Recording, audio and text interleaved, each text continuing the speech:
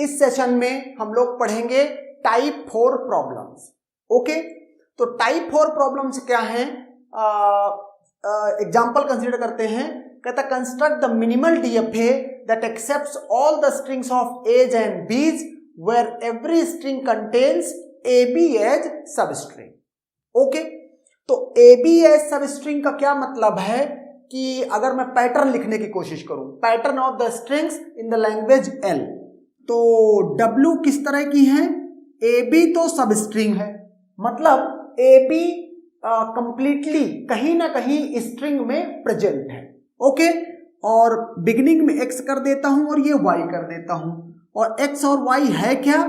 x और y है all possible strings of a's and b's including epsilon.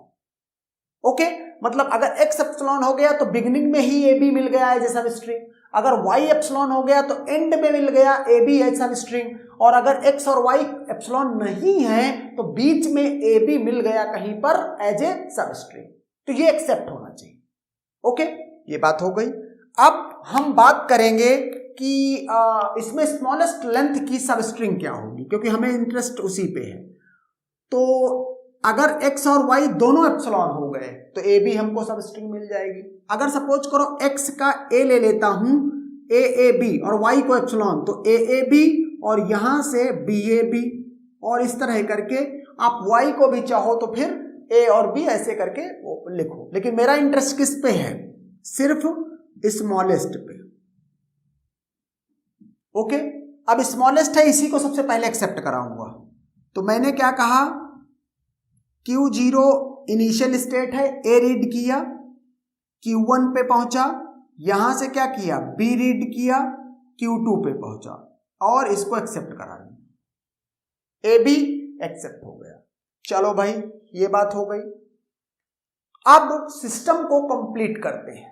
क्यों? क्योंकि x और y क्या है? यूनिवर्सल लैंग्वेज, एक तरह से कोई भी स्ट्रिंग हो सकती है।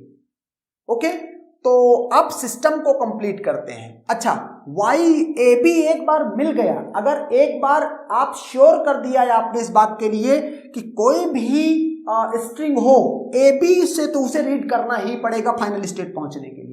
तो इसके बाद y कहता है a और b का कोई भी कॉम्बिनेशन है, तो ए बी को तो मैंने इसमें श्योर कर दिया कि अगर इनिशियल स्टेट से चल रहा है, फाइनल स्टेट पहुंचना है, तो ए बी तो तुमको रीड करना ही पड़ेगा। और इसके बाद a और b की कोई भी चॉइस है, तो मैंने ये कर दिया फाइनल स्टेट, मतलब यहां पर लूप लगा दिया a और b का, कि a और b का कोई भी कॉम्बिनेशन मिलेगा। ओके, एप्सिलॉन कैसे इंक्लूड होगा? कि अगर एप्सिलॉन है लास्ट में, इसका मतलब स्ट्रिंग सपोज करो इस तरह है, ए और ए बी। लेट, अभी मैं इसको नहीं पढ़ रहा हूं, यहां एप्सिलॉन रहा होगा, तभी ए बी के बाद कुछ भी नहीं है, तो ए तो कैसे भी आया होगा, ए रीड किया, बी रीड किया, और एप्सिलॉन का मतलब एप्सिलॉन एब्जॉर्ब हो जाएगा, इसमें दिखाई नहीं पड़ेगा।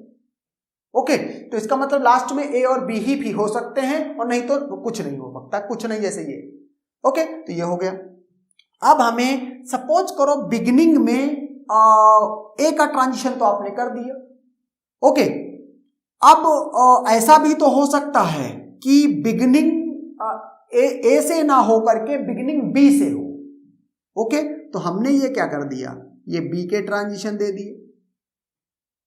यहां पर हमने क्या किया? हमने बी का ट्रांजिशन दे दिया कि अगर बिगिनिंग में बी बहुत एक है या एक से ज्यादा है, तो ये यहां पर ए का भी ट्रांजिशन हो गया, बी का भी ट्रांजिशन हो गया, Q0 पे मॉड ऑफ सिग्मा के बराबर ट्रांजिशन हो गए, Q1 पे बी का है, ए का ट्रांजिशन नहीं है। तो ऐसा भी तो हो सकता है, अगर स्ट्रिंग हो ए बी, तो यहां पर भी तो ए बी है, ए से पढ़ा और इसके बाद ए बी अभी भी इसको मिल रहा है, एक्सेप्ट होना चाहिए, तो हमने यहां पे क्या कर दिया? लूप कर दिया, और इस स्टेट पर तो मॉड ऑफ सिग्मा के बराबर ऑलरेडी ट्रांजिशन है। तो इस तरह से ये क्या बन गया? ये बन गया डीएफए। क्या ये MDFA है? आंसर है यस। कितनी स्टेट्स होंगी? स्टेट्स होंगी 3। Okay, and that's